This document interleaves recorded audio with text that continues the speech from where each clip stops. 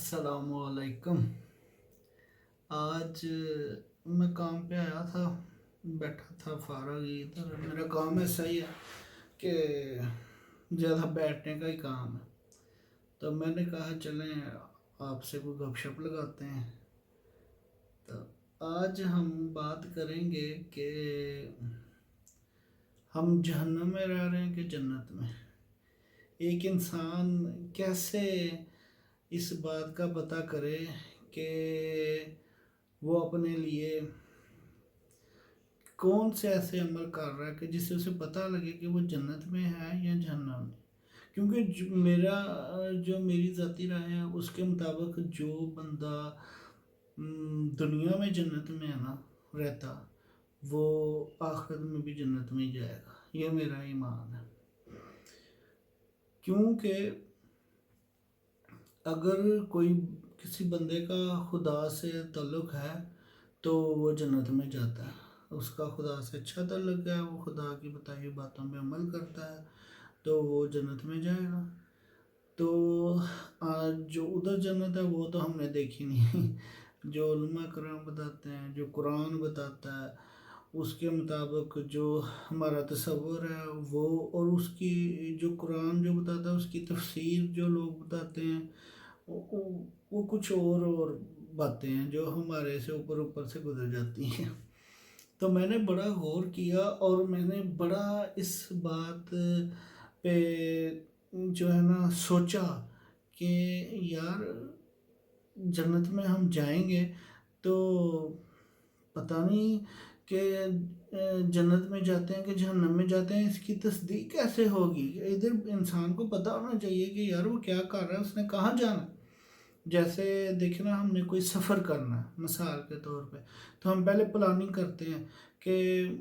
جناب ہم نے ٹکٹ لینی ہے، ہم نے ویزا لگوانا ہے، ہم نے وہ سفر کا سامان تیار کرنا ہے، ایک بیگ تیار کرنا ہے، اور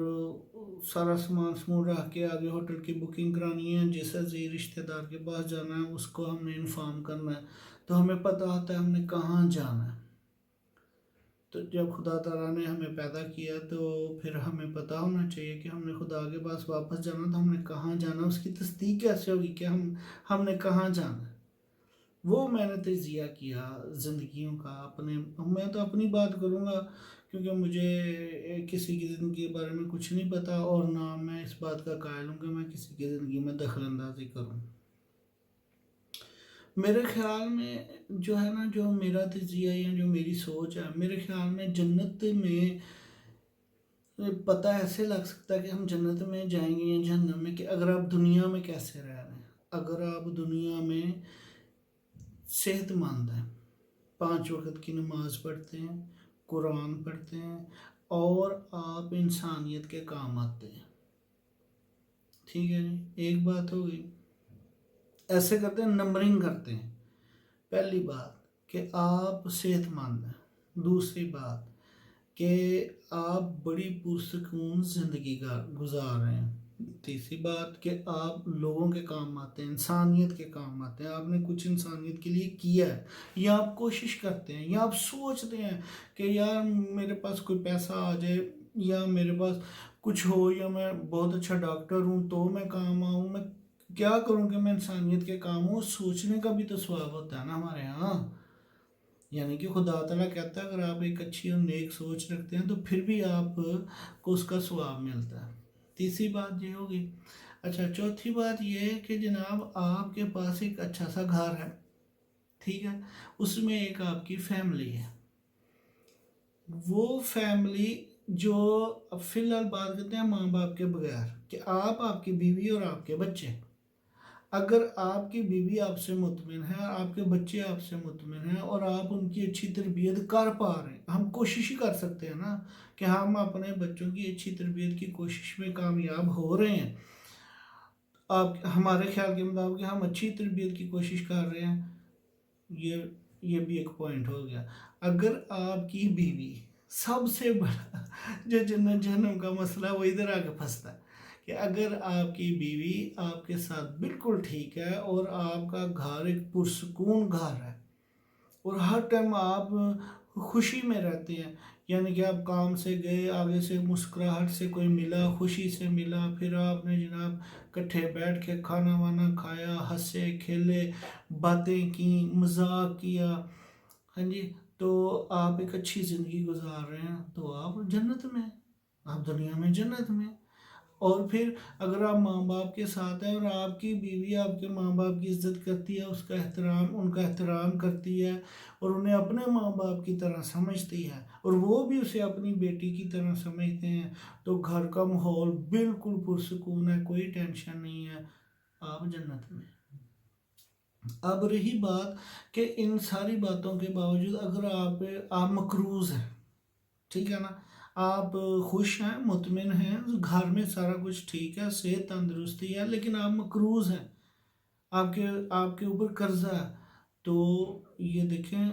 جب کوئی سفر کرتے ہیں تو اس کے لیے کچھ نہ کچھ اکٹھا کرنا پڑتا ہے، کوئی خرچ کرنا پڑتا ہے، تو یہ جو چھوٹے چھوٹے مسئلے مسائل ہوتے ہیں، یہ ہر بندے پہ آتے ہیں، ٹھیک ہے، ان کو حل کرنے کے لیے ہمیں اپنے آپ کو درست کرنے کے لیے خدا کی طرف جھکنا چاہیے۔ اگر خدا ہمیں 5 وقت کا موقع عطا کر رہا ہے کہ ہم 5 وقت اس کے پاس حاضری دیں، تو ہم جنت میں، کیونکہ جسے خدا موقع ہی نہیں دیتا، جو نماز پڑھتا ہی نہیں، جو خدا کے پاس جاتا ہی نہیں، لیکن اس کے گھر میں سکون ہے، وہ ہر طرح سے سمجھ رہا ہے کہ میں ٹھیک ہوں، اسے ضرورت نہیں ہے۔ وہ جو انسان جس کے پاس بہت پیسہ ہوتا ہے یا ساری سہولتیں ہوتی ہیں، وہ خدا کو نہیں یاد کرتا، 5 وقت قرآن نہیں پڑھتا، خدا کو یاد نہیں کرتا، روزے نہیں رکھتا ہے، چھوٹی چھوٹی وجوہات بنا کے رمضان آ رہا ہے، جیسے ہم سوچتے ہیں جی روزہ نہیں رکھنا، روزے نہیں رکھنا، نماز نہیں پڑھنی، تو اسے سوچنا چاہیے کہ وہ کیا عارضی جنت میں ہے یا مستقل جنت میں جانے کی تیاری کر رہا ہے، ٹھیک ہے جناب۔ اس طرح میں نے اس بات کا تجزیہ کیا کہ جو بندہ دنیا میں پرسکون ہے، جو سمجھتا ہے کہ وہ دنیا میں جنت میں رہ رہا ہے، تو وہ آخرت میں بھی جنت میں جائے گا۔ آپ آزمائیں، آپ رات کو سوئیں، سونے سے پہلے آنکھیں بند کریں اور اس طرح ایک ترازو بنائیں، ٹھیک ہے جی، اس ترازو میں آپ ایک سائڈ پہ اپنی خامیاں اور ایک سائڈ پہ اپنی نیکیاں ڈالتے جائیں، ڈیلی کا ڈیلی حساب کرتے جائیں، جنت تو سر ٹکٹ آپ کے سامنے ہے، جنت کی کوئی مشکل نہیں ہے، کوئی پرابلم نہیں ہے، یہی کام تو روز قیامت بھی ہونا نا ہمارے ساتھ، اس وقت بھی ترازو ہی ہونا، اس ترازو میں تو کوئی کسی قسم کی جو ہے وہ ڈنڈی نہیں بجنی، تو جب انسان اپنا احتساب خود کرتا ہے، وہ رات کو جب ترازو اپنے تصور میں لے آئے گا اور اپنی خامیاں اور نیکیاں رکھے گا پلڑے میں، تو اسے پتہ لگ جائے گا اور موقع ہوگا، اللہ تعالیٰ زندگی دے، صبح اٹھے، ان خامیوں کو آہستہ آہستہ کم کرتا جائے اور نیکیوں کا پلڑا بھاری کرتا جائے، تو جناب آپ مرنے سے پہلے آپ کو پتہ ہوگا کہ آپ نے کہاں جانا ہے۔ اس لیے کہیں جانے سے پہلے جیسے ہم تیاری کرتے ہیں، اسی طرح ہمیں جنت حاصل کرنے کے لیے، جنت میں جانے کے لیے بھی تیاری چاہیے، اور وہ تیاری یہ ہے کہ ہم 5 وقت خدا کے حضور حاضر ہوں، انسانیت کے لیے کام کریں، اور جو ہے اپنے گھر والوں سے ہم محبت کا سلوک شروع کریں اور معاشرے تک جائیں۔ چھوٹی چھوٹی باتیں، عزیز و اقارب سے تلخی ہونا، ان سے تھوڑی سی کسی بات پہ گرمی سردی ہو جانا، لیکن اس بات کو دل میں بٹھا لینا، کوئی فائدہ نہیں 5 وقت خدا کے پاس جانے کا، جب تک کسی آپ کے دل میں کسی کے لیے قدورت ہے، آپ کی کوئی عبادت قبول نہیں ہوتی۔ اس دل کو صاف کر لیں، یہ دل خدا کا گھر ہے، اس کو بالکل صاف کریں، اور سونے سے پہلے آپ بالکل دل کو صاف کریں، کسی کے لیے کوئی نفرت نہیں، کوئی قدورت نہیں، کوئی اختلاف نہیں، سب کو معاف کر کے سوئیں اور خدا سے معافی مانگ کے سوئیں۔ اگر صبح اٹھ کے موقع ہوگا اپنے ترازو کو ہلکا کرنے کا اور نیکیوں کو بھارا کرنے کا، تو اس طرح کرتے رہیں گے تو آپ کو پتہ لگ جائے گا کہ آپ کہاں جا رہے ہیں، ٹھیک ہے نا۔ یہ چھوٹا سا ایک تجزیہ تھا جو میں نے کہا کہ ضرور دوستوں کے ساتھ شیئر کروں، اس لیے میں نے آج آپ کے ساتھ یہ شیئر کیا۔ جی میں کہہ رہا تھا کہ یہ ضروری نہیں ہے کہ آپ گھر میں بالکل ٹھیک ہیں اور جو ہے وہ کیا نام ہے، باہر آپ کا معاملہ ٹھیک نہ ہو، یہ بھی دیکھنا ہے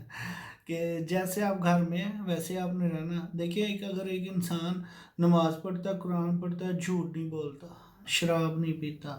منافقت نہیں کرتا، کوئی برا کام نہیں کرتا ہے نا، خدا کو کیا ضرورت پڑی ہے اسے جہنم میں پھینکنے کی. تو خدا تو خوش ہوتا ہے اس کا بندہ اس سے توبہ کرے، جو وقت گزر گیا اس کی معافی مانگے، جو آنے والا وقت ہے اس کے لیے بھی معافی مانگے. تو خدا خوش ہوتا ہے ان باتوں سے. اگر ہم بالکل چھوٹی چھوٹی تو باتیں خدا نے کیا 5 ارکان ہے جی، نماز، روزہ، زکوٰۃ اور حج، ٹھیک ہے. یہ آپ پہ تب بھی لازم ہے اگر آپ انسانیت کی خدمت کر رہے ہیں. اگر انسانیت کی آپ نے خدمت کی ہے اور آپ نے اپنا آپ صحیح رکھا ہوا. سوری، ایک بات تو میں کرنا بھول گیا کہ میں نے اس لیے جہنم کا ذکر نہیں کیا کہ میں کسی کو کہنے والا نہیں ہوں کہ وہ جہنم میں رہ رہا ہے. ہر انسان نے اپنا احتساب خود کرنا ہے اور خود دیکھنا ہے کہ وہ کہاں رہ رہا ہے. میں نے تو صرف رستہ بتایا اپنی عقل اور اپنی سوچ کے مطابق کہ سفر پہ جانے کی تیاری کی جائے، اور وہ تیاری کا یہ ایک طریقہ ہے میرے خیال میں آسان ترین طریقہ، وہ میں نے آپ کو بتایا. آخر میں آپ کو ایک وہ جیسے کہتے ہیں نا ٹپ، کسی سفر پہ جانے کے لیے ٹپ ہوتی ہے تو ٹپ دیتا ہوں. میں نے آزمائی ہے، آپ بھی کوشش کریں. ایک اچھی ٹپ ہے کہ آپ سید الاستغفار پڑھیں. میں بھی کوشش کرتا ہوں پڑھنے کی، آپ بھی پڑھیں. اور میں تو ایسے کرتا ہوں کہ جب نماز میں سلام پھیرنے سے پہلے جو ہے نا میں سید الاستغفار پڑھتا ہوں. آپ بھی کوشش کریں. اس سے ایک تو یہ کہ اگر آپ کے اوپر کوئی مشکل مصیبت ہے، کوئی قرض ہے، تو وہ اللہ کے فضل اور کرم سے جو ہے وہ اتر جاتا ہے، مسئلہ حل ہو جاتا ہے جس میں بھی آپ پھنسے ہوتے ہیں. اور خدا تعالیٰ کو توبہ ہر حالت میں پسند ہے. اور اس کو سید الاستغفار اس لیے کہتے ہیں کہ یہ توبہ کا باب ہے، کہ اس میں اللہ تعالیٰ فرماتا ہے اللہم انت ربی لا الہ الا انت خلقتانی وانا عبدوک وانا علی عہدک ووعدک ما استطعت اعوذ بک من شر ما صنعت ابو علاقہ بنعمتک علی و ابو بذنبی فاغفر لی فانہ لا یغفر الذنوب الا انت. کہ اللہم انت ربی، کہ اے اللہ تو ہمارا رب ہے، لا الہ الا انت تیرے سوا کوئی معبود نہیں، خلقتانی تو نے مجھے پیدا کیا، ونا عبدوکا میں تیرا بندہ ہوں، ونا علی عہدک و وعدک میں اپنے عہد اور وعدے کے مطابق، مستطاعت تو اپنی طاقت کے مطابق جو تو نے مجھے دی ہے تو اپنے وعدے اور عہد پر قائم ہوں. اعوذ بک من شر ما صنعت ابو لک بنعمتک علی و ابو بذنبی فاغفر لی فانہ لا یغفر الذنوب الا انت. اس کو سلام پھیرنے سے پہلے آپ پڑھا کریں. آپ کو اللہ کے فضل اور اس کے کرم سے ایک بس آپ روٹین بنا لیں، ہفتے کے بعد ہی آپ کو محسوس ہونے لگ پڑے گا کہ یہ کیا بہترین نسخہ ہے. ٹھیک ہے جناب، اب طارق محمود کو اجازت دیں. خدا حافظ.